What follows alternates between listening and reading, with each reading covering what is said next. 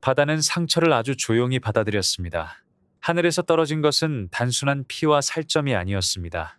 오래된 지배가 잘려나간 흔적이었고 세계가 한번 크게 흔들린 뒤 남은 무거운 침묵이었습니다. 크로노스가 아버지 우라노스를 향해 돌랏을 들었을 때 하늘과 대지 사이의 첫 질서는 끝나기 시작했습니다. 우라노스는 더 이상 모든 것을 덮는 절대적인 하늘로만 남을 수 없었습니다. 그의 몸에서 떨어진 피는 대지 위로 스며들었고 잘려나간 생식의 흔적은 물결 속으로 던져졌다고 전해집니다. 이 장면은 잔혹한 사건처럼 보이지만 신화는 그 잔혹함을 단순한 파괴로만 두지 않습니다. 피가 떨어진 자리에서는 복수의 여신들, 거인들, 물풀의 나무의 님프들이 태어납니다. 바다에 떨어진 흔적에서는 하얀 거품이 일고 그 거품 속에서 훗날 아름다움과 욕망의 이름으로 불릴 존재가 떠오릅니다. 참 묘한 탄생입니다. 같은 상처에서 한쪽은 분노와 응징을 낳고 다른 한쪽은 아름다움과 끌림을 낳습니다. 신화는 인간의 삶을 너무 단순하게 나누지 않습니다. 폭력의 결과가 늘 어둠만 낳는 것도 아니고 아름다움이 늘 깨끗한 곳에서만 태어나는 것도 아닙니다. 대지는 먼저 피를 받았습니다. 우라노스의 피가 흙에 닿자 그 안에서 오래 기억될 존재들이 생겨납니다. 에리니에스라고 불리는 복수의 여신들은 죄를 잊지 않는 힘입니다. 누군가 피를 흘리게 하고도 아무 일 없었다는 듯 지나가려 할 때 그 뒤를 따라붙는 기억 같은 존재입니다. 복수의 여신들은 단순히 화난 신들이 아닙니다. 그들은 가족 안에서 벌어진 폭력, 피로 맺힌 죄, 숨겨도 사라지지 않는 책임을 상징합니다. 우라노스가 자식들을 눌렀고 크로노스가 아버지를 베었으며 그 피가 땅에 떨어졌습니다. 그 순간 세계는 처음으로 죄의 기억을 품게 됩니다. 피에서 태어난 거인들도 있습니다. 그들은 조용한 질서보다 훨씬 거칠고 큰 힘을 닮았습니다. 신화 속 거인들은 세상이 아직 안정되지 않았다는 표시처럼 보입니다. 하늘이 베이고 대지가 피를 받았으니 그 사이에서 태어나는 존재들도 평온한 얼굴만 가질 수는 없었겠죠. 물풀의 나무의 님프들, 멜리아이도 같은 피에서 나왔다고 전해집니다.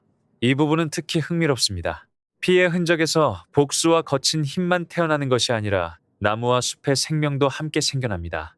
신화는 상처를 죽음의 끝으로만 보지 않고 이상하게도 어떤 생명의 시작으로도 봅니다. 그러나 가장 오래 사람들의 기억에 남은 장면은 바다 쪽에 있습니다.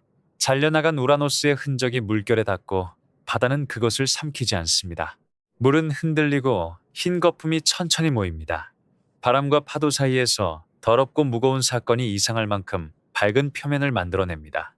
그 거품 속에서 아프로디테가 떠오릅니다. 그녀는 훗날 사랑과 아름다움의 여신으로 불립니다.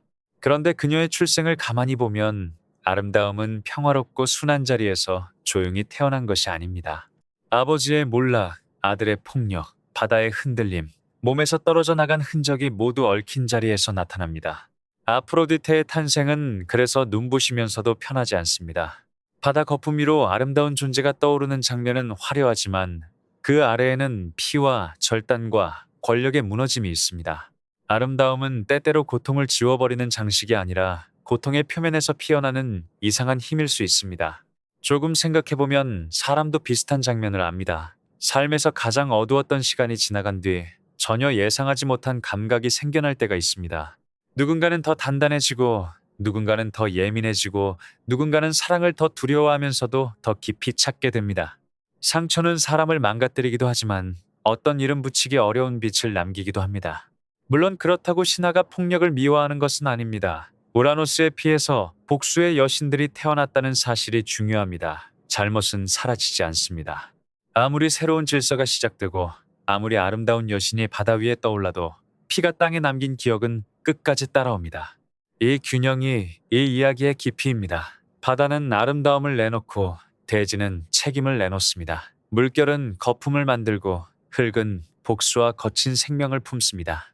한 사건에서 사랑의 힘과 응징의 힘이 동시에 태어난다는 점에서 신화는 세계가 얼마나 복잡한 방식으로 움직이는지 보여줍니다. 아프로디테는 훗날 수많은 이야기에서 사람과 신들을 흔드는 존재가 됩니다. 그녀가 나타나는 곳에는 매혹이 있고 갈등이 있고 누구도 완전히 통제할 수 없는 끌림이 생깁니다. 그 출발점이 바다 거품이라는 사실은 아름답지만 동시에 위험합니다. 거품은 빛을 받아 반짝이지만 손으로 붙잡으면 금방 사라지는 것이기도 하니까요. 크로노스는 아버지를 베어 낡은 하늘의 권력을 끝냈다고 생각했을지 모릅니다. 하지만 어떤 폭력도 결과를 완전히 계산할 수는 없습니다. 그가 만든 것은 단순한 승리가 아니었습니다. 대지에는 복수의 기억이 생겼고 바다에는 사랑과 아름다움의 불안한 힘이 생겼습니다. 이렇게 보면 세계의 시작은 깔끔한 창조 이야기가 아닙니다. 누군가가 무너지고 누군가가 태어나며 상처와 생명이 같은 자리에서 뒤엉킵니다. 신화는 그 불편한 장면을 피하지 않습니다. 오히려 그곳을 오래 바라보게 합니다. 우리가 아름다움이라고 부르는 것 안에도 잊힌 고통과 책임이 숨어 있을 수 있기 때문입니다. 바다의 거품에서 피어난 존재는 그래서 단순히 아름다운 여신만이 아닙니다. 그 장면에는 복수의 여신들, 거인들, 나무의 님프들, 그리고 아프로디테가 함께 놓여 있습니다. 피는 대지로 가고 거품은 바다 위로 솟고 세계는 그 둘을 모두 기억한 채 앞으로 움직입니다. 하늘이 잘려나간 뒤에도 세상은 멈추지 않았습니다. 오히려 더 복잡해졌습니다. 권력이 무너진 자리에는 곧바로 평화가 오는 것이 아니라 책임과 욕망과 새로운 생명이 한꺼번에 밀려옵니다. 그리스 신화가 오래 남는 이유도 여기에 있습니다. 아름다움조차 아무 대가 없이 오지 않는다는 사실을 바다의 하얀 거품 위에 아주 선명하게 올려놓기 때문입니다.